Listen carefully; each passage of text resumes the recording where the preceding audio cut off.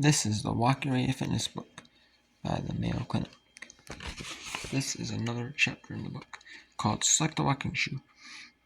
Walking shoes are an important part of any walking program.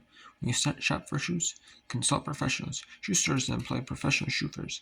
Time right. Shop when your feet are largest at the end of the day or after exercising.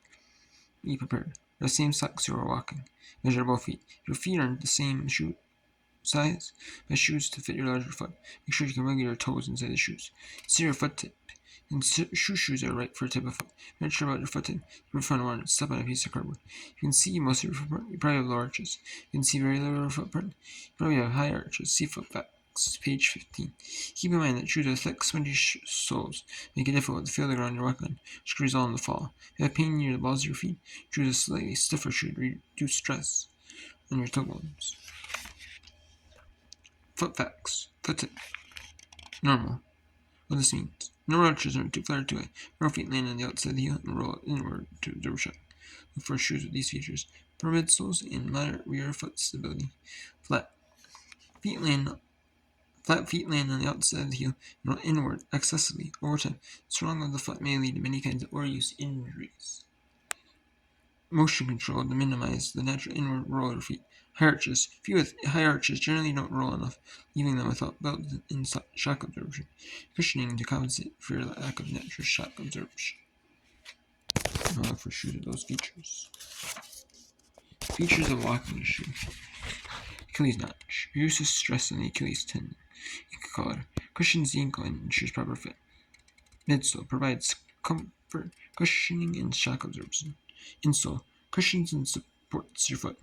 Inarch. Removable insoles can be laundered or taken out to dry between walking sessions. Upper. Holds the shoe on your foot and is made of leather, mesh, or synthetic material. Mesh allows better ventilation and is a lighter weight. Toe box. Provides space for toes. Rooming around the toe box helps prevent calluses. Outsole.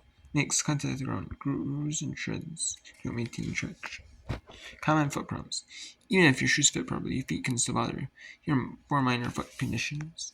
What should you do about them? Blister. If the blister isn't too painful, keep it intact. A broken skin or blister is natural barrier to bacteria. Cover the blister with a small adhesive bandage to protect. If it's painful, drain the fluid. First, wash your ends in the blister with warm water and soap. Swab the blister with rubbing alcohol. Sterilize a clean needle by wiping it with rubbing alcohol. Puncture the blister, aiming for silver spots near the edge. Let the fluid drain, leaving the overlying skin in place. Apply antibiotic ointment and cover with the bandage. To prevent blisters, consider wearing 2 pairs of socks. Inner sock of polypropylene with a regular outer sock. Try using lubricants or dressings. Glide skin formula. Sprinkle a second skin dressing.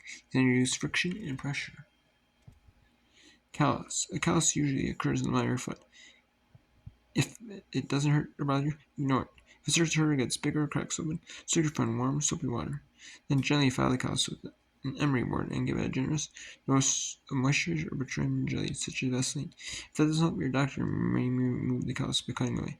If you have a history of diabetes or circulatory problems, you'll need to avoid certain over-the-counter foot products, especially those with celiac acid. Contact your doctor for advice. Common foot problems continue. Corn. A corn is a toe callus that forms as a result of your bone. Pressure against your shoe. The surface of the skin thickens, builds up, and irritates the underlying tissues. Soak your feet regularly and use a pumice stone. Soften and reduce the size of the corn.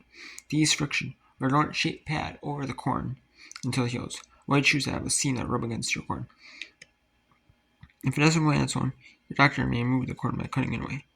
Bunion. With the bunion, the joint connecting the big toe to the foot sticks on and becomes irritated. When tight, narrow shoes or high heels can cause bunions. Ease your pain by soaking your foot in warm water. Take aspirin or acetaminophen. Tylenol. Others.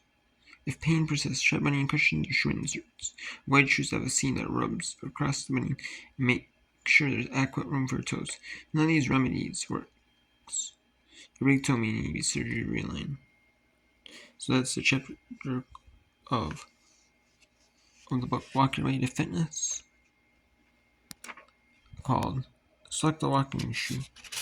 This is the Walking Ready Fitness book from Mayo Clinic. Select a walking shoe chapter.